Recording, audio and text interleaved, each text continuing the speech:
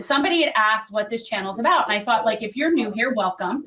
I am Jen, that's Peter, and we started this channel with this premise of transforming politics into service. And this idea that, you know, if only we could create a scenario where our representatives actually represent us and campaigns were used for good, and everything was based out of a service, and we ran a service-based congressional campaign, and we did all this stuff. And now we've transitioned, like 5 years later, into, we're about to really have a rebrand. But what I'm about is fighting for the least of these.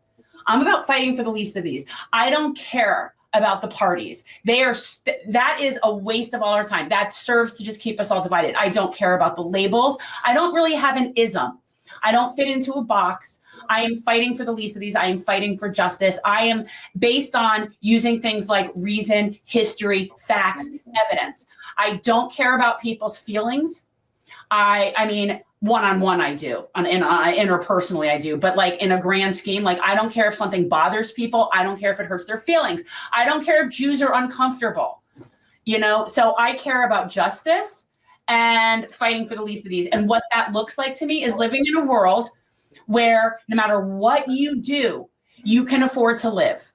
You can afford to live. You can live a life of dignity. You earn enough money to live a life of dignity. You have a home, you have food, your children have an education, you could take a vacation, whatever that is what I'm fighting for. So I don't do labels. I don't subscribe to any one thing. I will talk to anyone if I think it will better further my mission to fight for the least of these. That's what I'm doing. That's who I am. I don't know how to better explain it, but that's the gist. I think you did a good job. Okay. I think we also, I think the whole premise of what we're trying to do here is educate as many people as possible and continue to espouse the message that is going to bring the most amount of people in based on what we're fighting for. What we are fighting for is a just world, which is a very hard thing to do. Now, Colin, this particular clip, Refugees Welcome, I don't know what this is. I didn't send it. Is that the thing, Colin? Is that the thing I asked you to do? It must be. Yes. Okay, so guys, I just want to show you guys something really cool that happened. And we're gonna just play it, and then we'll discuss at some point. But we're just play it, Peter. It's all Any good. adjustment in life, any change takes a while to get used to. But I want you all to know that you are really welcome here, and that we respect what you have had to deal with these last few years. We respect the long tradition of your people and what you have accomplished over the years. And I am sure that you will be successful. It's, as you know, a lot of you, I think, are farmers, right? When you have quality seeds, you can put them in foreign soil and they will blossom, they will bloom. And we are excited to welcome you here to our country, where we think you will bloom, and we will hopefully allow you to have fulfilling lives for your children, and then we will bloom and we will benefit alongside you. Through this resettlement program for these folks who were vetted in South Africa, and we're sending a clear message that the United States. Okay, so that sort of gave it away a little bit. So what you guys are listening to, which I think is really interesting. Exactly. I wanted you guys to hear it with a different visual.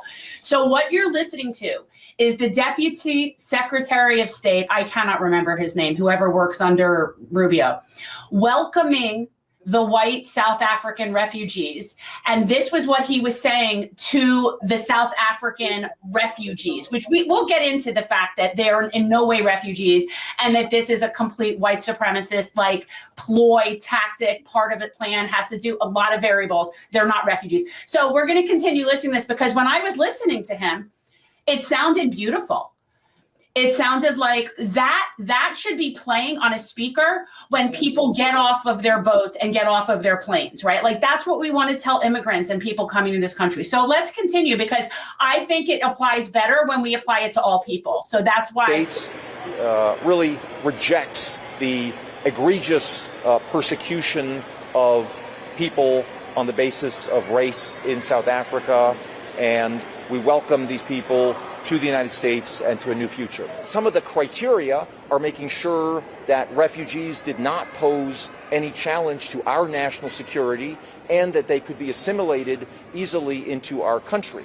So the president on February 7th issued an executive order about the egregious conditions in South Africa, and all of these folks who have just come in today have been carefully vetted pursuant to our refugee standards, and whether or not the broader refugee programs for other people around the world will be lifted is still an ongoing consideration.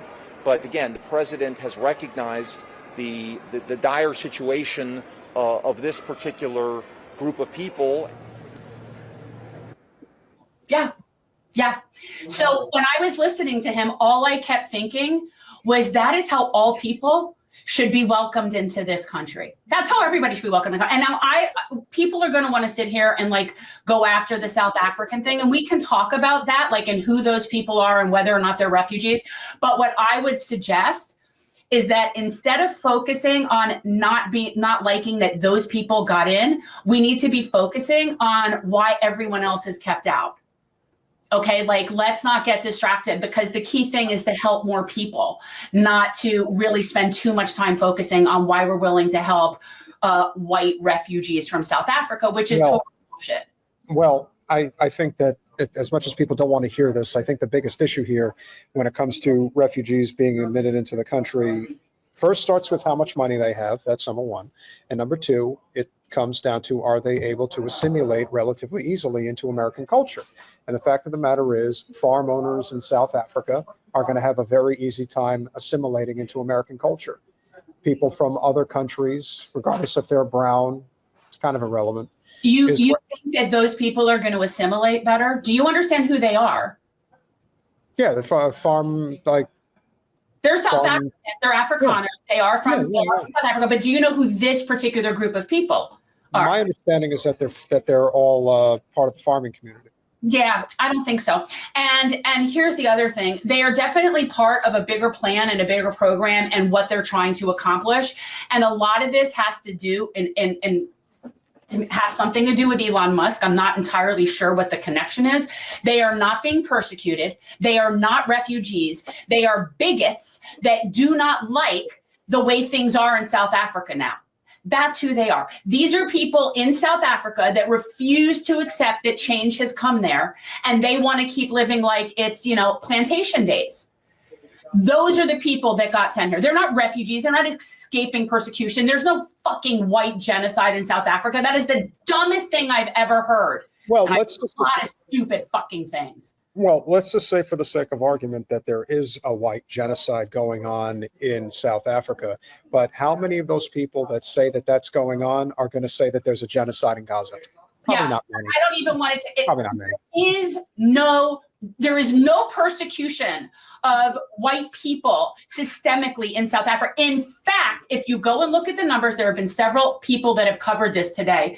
The numbers are the majority of property still owned by white people, the majority of money still with white people, the majority of leadership positions all throughout in South Africa and in businesses, still predominantly white people.